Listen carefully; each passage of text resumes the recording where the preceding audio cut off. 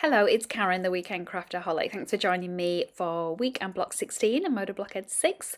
This one is called Cloud 9 by Debbie Maddie of Tiori Designs. I hope I've pronounced that right. It's flying geese, my nemesis. I had a good one last week though, so I can't complain. And I'm doing these on the same days. So I'm starting this on a bit of a high. That block 15 turned out really great for me. And so I'm going to tackle these flying geese. And there's also a 4 patch in the centre. Now I've seen people on the Facebook group say that they're not going to do the 4 patch. Instead, they're just going to do one complete piece. So I'm 100% going to go along with that as well. I don't need to make my life any more difficult than it needs to be. And as much as I saw this quilt and I heaved a bit of a sigh of, oh no, please no, I actually enjoyed it. It's given me that opportunity to do these flying geese again, get that practice in, because I feel like when Moda Blockheads 6 is finished, excuse me, my head showing there, when Moda Blockheads 6 finishes and I'm now going to venture in the world of making quilts and looking at patterns and things on, I think I'm going to be avoiding flying geese like the plague. I think I am, unfortunately. This little ruler that I bought has really helped, though. You can see here that I've been drawing down the centre line as you're supposed to, but I've also been using this ruler to make that sewing line on either side, because for the love of God, my memory is shot that every time I do this, I end up stitching on that line rather than sewing just to the sides of it. So the ruler has helped, to be fair. And how long did I take doing this? Maybe an hour and a half, maybe, want to say. Some of the flying geese did come out a little bit wonky. I didn't put the right sides together with my background fabric. That's the right way to say it. So when I'd finished stitching them, I ended up having to get the seam ripper out and unpick a few of them, because when I folded back the yellow background fabric, it was on the wrong side of the grey fabric. So yes, you're seeing the edited version for sure. I didn't think you'd want to see the pain of 90 minutes of me going backwards and forwards with these flying geese. I also think I found a bit of a sweet spot now with trimming these down. Again, thanks to all the fantastic YouTubers out there that are sharing their knowledge. It really makes a big difference to beginners like me. Not just of getting that quarter seam allowance at the top of the point on my background fabric, but just getting those sides as well equally balanced, because quite a few times I've cut these and too short on one side, and so they're not centered across the middle.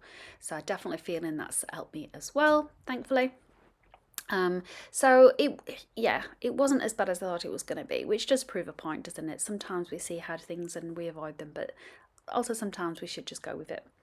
There was options on here to do lots of different fabric colours. I decided I was just going to stick to the grey and the pink in the same fabric choices with my background fabric. I didn't want to make this any harder for myself than I needed to. I mean, I guess if I wanted to, I could have just gone with 2 different fabrics, the background and the one, maybe the grey or the pink, whichever. But either way, I thought that was going to make my life a bit easier, just in case I did stuff any of it up. And I do like the way it's come out, actually. I think sometimes you can have too many colour choices and it looks a little bit too scrappy and a bit too busy. So definitely like the colour choices that I made on this one, the fabric choices I made on this one. Because I'm following the design of not doing a 4 patch in the centre as well, this also almost turns into, if you like, a 9 patch block, because I'm sewing these together in blocks of 2, which means I've almost got like these 9 separate pieces.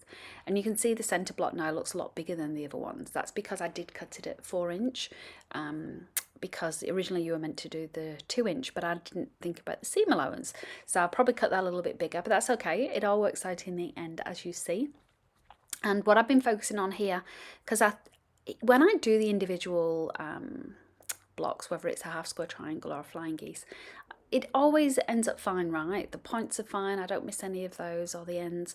It's when this bit, when I'm stitching them together, please, if you've got any tips, I would love to hear them, because this is where I feel like I always come unstuck. Like you can see there now on the left hand side, in fact even on the right hand side, that pink triangle, I've lost like the point that touches the centre on both of them.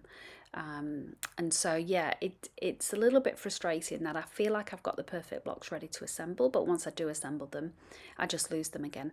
And even though I am following, well, I think I'm following the right instructions for cutting them, because I'm getting the sizes right and everything's in at that point, it still kind of gets lost along the way. So So something for me to definitely keep honing in on and focusing my skills on that.